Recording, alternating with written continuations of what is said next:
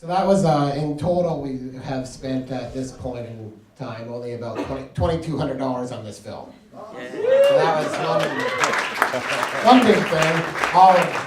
Plus, you know, when you get a house to rack, thank you, Zane. He's right there in the front row. Talk about the house. Yeah, so this all came about last winter. I was over at Zane's house and heard tell that he was buying a house in order to tear it down to build a new one. So I got thinking really quickly and phoned Steve about it and said, we got a house that's coming down and can be destroyed. So we came up with a few ideas, and I got permission from Zane and to let us run roughshod on this tragic little house that he had. And yeah, that's what we came up with anyways. So. Oh, there's a question way at the back. Yes. What part of Kingston did you film this in? Right, just north of Princess, just just on Pine Street, and part of it was at the Alcan. Part of it was in the basement of Steve Spencer's school. He's a private school teacher and a co-owner of a school, so we used the school as much as we could. Their parents, the kids' money going to good causes. So. Yeah, we want to apologize that to all ballet dancers and stand-up comedians in the Kingston area who we shot in the face. I was like all of them. Yes, over there, Emily Kate, how you doing? Actually, what? Did you have a question? You had a hand up. Just volunteering. She's volunteering. Oh, sorry. Yes, this is one of the ballet dancers we shot in the face. So. Spencer, would you describe for us what that house smelled like? Picture really old ham and feet by the time we were done. And raccoons having some sort of orgy. And that was pretty much what the house smelled like by the time we were done. And their reproductive organ. Oh yeah, it was bad. Sorry, Meryl, yes? How many hours all told, do you know? Can you tally it up? Well, less than a year total. I mean, so far our time in is March 3rd last year was our very first production meeting, and we didn't have the script at that point. We had permission and we had the idea, and then so the turnaround has been just under a year for this stage. So yeah. How does that compare to your normal process for a film?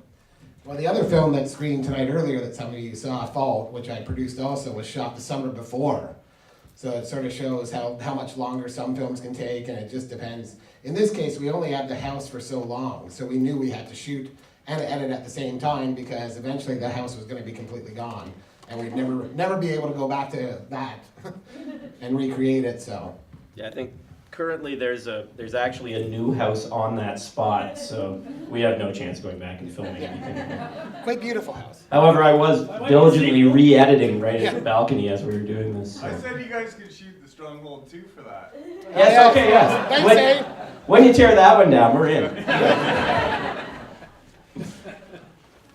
I love the plot twist, number one, that Grace was kind of in charge of everything. I thought it was great. I'd like to hear more about why you decided to tell sort of her story instead of Mr. Glass's sort of nerdly guy. It was weird, because actually the plot twist was started with the nerdly guy. I'm really sorry. Hey, Zorba. The plot twist actually came first. Before we came over there part of the story, we said, you know what we should do? We should kill the main character 2/3 of the way through the film, and then see what happens then. And we'd already come up with Grace's whole little plot and her story, so we said, well, let's not tell her story, because, well, another way, if you're going to tell something post-apocalyptic and have a hero who's in the downtrodden class, you generally distance people. I found in films I've seen where they've done that, it distances your audience because they never want to think of themselves there. We all think of ourselves as just in the happy place. So we started with a guy who's in the happy place and has no idea what he's capable of, and has that slight air of superiority about, oh, I would never be like that. Those low people, they are just like that. And then eventually turns into, them and worse. So. And really, it was a weird writing process because I really hated that character. I really wanted to do terrible things to him. We would have to go back through and do new drafts where we kind of made him somewhat sympathetic. How about the I mean- mirror? The mirror on the first day. Oh yeah, very first scene, the fight scene in the bathroom. We sent Zorba to the hospital with what ended up being a pretty good sized chunk of mirror in his head. So there was a challenge there. But he came back, he went to the hospital, got how many stitches? It's about 4. About 4 stitches. Who's a nerd now? Nerd league! But he came back after 2 hours and finished the scene. So that was good. There's one challenge. I mean, the challenges were just, we had this, this house was a great location, but it was tiny. There was reasons why it was being torn down. And like I said, the time, like we just had so much time. We had no money, as I said, we didn't really have a big budget. And we managed to. Everybody's laughing at the understatement. Yeah. And really, yeah, I just can't imagine what wasn't a challenge on it, really, like right down to today. Or yesterday, I should say, when we're, literally finishing this up and trying to get it here so that it could be seen. Any specific questions about trouble or about hardships on the thing? Speak to Myers' costume. Okay. Oh yeah, sorry about that. You got the hottest costume on the hottest day. This is the sad story of Daniel Paul. Daniel showed up, 90-degree weather, in his shorts and his t-shirt. And we put him in a large black jumpsuit with large rubber padding on every joint. Then we made him go into a house that we completely sealed off with plastic. And 1,000K light beaming in through the front door. Sorry, 1K. Yeah, oh sorry, 1K light. And there was poor Daniel. When he took it off, it looked like he had been swimming in a lake. And contributed much to the ham feet smell. That was Yes. Oh, question right there. Back there. How come people don't look malnourished? I mean, just a bad Well, technically, as you found in research. As we found while researching, cannibalism actually causes swelling in the stomach, so you do kind of look. On the other hand, you go find me 55 starving people in Kingston. Bring them here today, and let me sign them up for 2 months of shooting. And I will give you starving like nobody. That's one of the reasons we had all the ballet kids, because they were really skinny. The only problem we had with them was that being young and somehow possessing these weird genes, that we could take them outside and literally cover their heads with mud, and would come in and their hair would look perfect. Come on, what is wrong with you? Be dirty! Anyway. Yes. Did you have to deal with any alarmed neighbors at any point, and how did you? We were really careful with Zane's incredible cooperation and help with keeping everything that we were doing pretty much as under wraps as we could. So there was our staging area was all in the backyard and the garage, and guns were never displayed outside. We carried them to locations and back and forth in big gym bags. If the police had stopped to say hello to us, there are a couple of times we probably would have been to jail. This is one of the major reasons I am against Bill C-51, is because if they had, if CSIS was looking at my research on the net for punji traps, and then trying to find plates of bullet holes and rotting meat, I'm pretty sure I would have a black bag over my head and be somewhere in Cuba right now. So, hopefully Cuba. At least it'll be warm. I did sneak out and go to the corner store after getting my throat slit. Oh yes, yeah. Toby snuck away from us with a giant throat wound, but other than that, it was. Oh, and then we did have to send Zorba to the hospital while he was covered in blood, fake blood, and dirt. And when you went in, didn't Daniel didn't they think you'd been in a car accident? They immediately rushed him before. Oh my God! Reassure everybody in the waiting room that I wasn't going to die. Yes. I had two though. I had to take Emily Kate once to the YMCA for a shower because she had to go to dance and she was covered in blood. Yeah. And Jeff Taylor, our only other casualty, when he fell at the shop from the beginning, he cut his cheek open on a piece of gravel.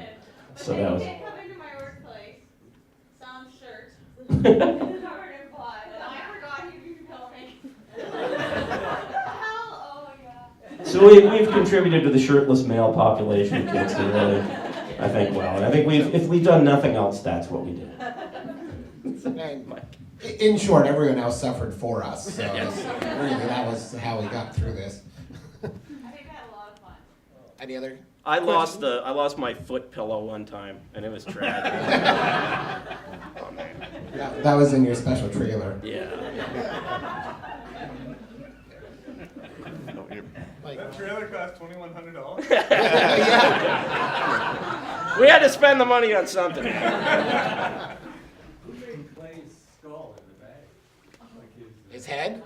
That was Clay's head in a bag Oh, that's with extra makeup. we have a lovely backpack. We cut the bottom out, and then we put Clay's head in the bag. I think he was building a set for something, and we just ran into the workshop and go, put this on your head! And then we put the camera above it, and he went, no, like this. And we didn't actually have time to do makeup for it, so everything that we did to his head inside the bag is all digital. So That's why he looks like a zombie. yeah, well, I was going like, you know what, if he's dead, I'm going to practice some, Walking Dead crap on him. That's going to be fun. Anything else? Because I'm going to defer the next 5 questions to Zorba. He's going over there. When do you start your next project? When do we start? Zorba? What? Right away, apparently. We're on it. Yeah, prequel time. Yes. Yes. As soon as we can, we would bash around ideas, but March break coming up. That's usually our prime writing time, as we discovered last year. Yeah. So we'll We had a few more artistic ideas that came up with the idea of destroying a house that we're looking back at again, because they're much more simple. The original rule of this movie, by the way, the original rule of this movie is very simple. We have a house to destroy, so let's get 4 or 5 people, throw them in a house, and then fuck with them. And then Steve went and we came up with the story idea, very big, very good structure, the whole thing. And then he went and wrote it, and I was getting pages from him, and all of a sudden there was like 10 child soldiers, and then there was 10 wrecking men, and then I think the final head count in this movie is 37. And then all that considering that we wanted to have like 5 people total originally. Nice, quiet little siege movie, Thanks, Steve, but it was great. I just want to say, in my defense, the imagination has no budget. So what you done is $2,200. $2,200 is the budget on imagination. Sorry. I was gonna say is if there's one thing that you wish you could have put in the film but had to get cut, what is it? Oh, that we cut? What did your imagination want? We wanted to string a guy. One of the originals was we were going to string a guy, as you, yeah. And we were going to string him up from a tree and slice him open and gut him and have children collect his entrails in plastic bags, and that didn't happen. So. for numerous reasons, beyond safety. Yeah, it was going to be a really cool opening because we wanted to show how you actually feel dress a deer, and we wanted to do that with a human being and thought that would be really neat. And then there was no way we could do that. I miss stabbing poor Brecken in the eye. We had a lot more eye damage written in, and then some of our effects stuff didn't work, and we didn't end up with as many people being horribly stabbed in the eye. So I can only dream of people being stabbed in the eye. It's a romantic comedy. Yes. The sawing sounds was a nice touch, though. Oh, thank you. I just think it's always a thing they say in showbiz. Leave them wanting more people stabbed. Yes. Yeah. But yeah, thanks so much for bringing it out to us. We're Thanks for enjoying it. so stoked. Thanks so much, guys. Thank you. Thank you.